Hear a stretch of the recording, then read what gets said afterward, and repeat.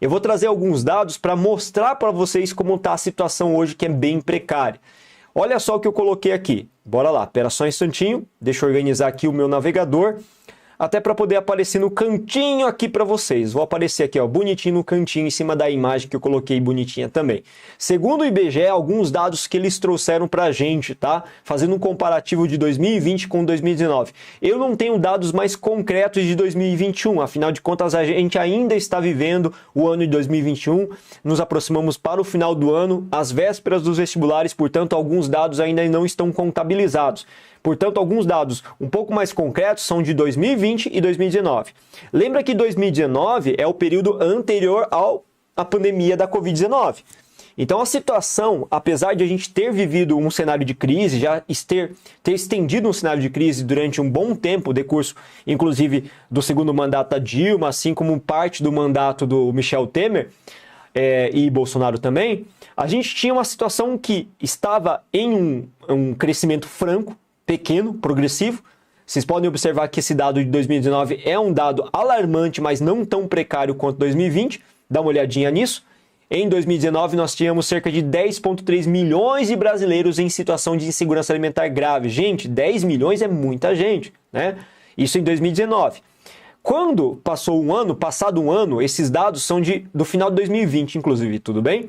São de dezembro de 2020 e dezembro de 2019. Passado um ano, olha só esse número. Esse número de pessoas em situação de insegurança alimentar grave praticamente dobrou. E se eu, de repente, fizer o levantamento hoje, creio eu, né, que esse cenário ele tenha se agravado ainda mais, né? Que o número seja até maior hoje, ultrapassando os 20 milhões de brasileiros em situação de insegurança alimentar grave. Outro dado também que o IBGE disponibilizou em 2020 não são só esses números relativos ao número de pessoas que estão em estado de insegurança alimentar grave, 19 milhões, né? Olha só o que ele fez, esse levantamento que ele fez. Cerca de 116 milhões de brasileiros sofrem algum tipo de insegurança alimentar. Se a gente for pensar que o Brasil hoje tem cerca de 213, 217, vou arredondar para 210 milhões de brasileiros, mais da metade dos brasileiros vive com algum grau de insegurança alimentar, seja leve, moderado ou, pior deles, grave. Gente, vocês têm noção da quantidade de pessoas passando fome? Eu não fazia ideia, né? As minhas informações, as minhas fontes, elas se tornaram muito mais claras e objetivas a partir do momento que eu me deparei com esses dados todos que eu estou mostrando para vocês. Eu não fazia ideia disso. É um dado extremamente gritante se a gente for pensar numericamente, em proporção mesmo da sociedade brasileira.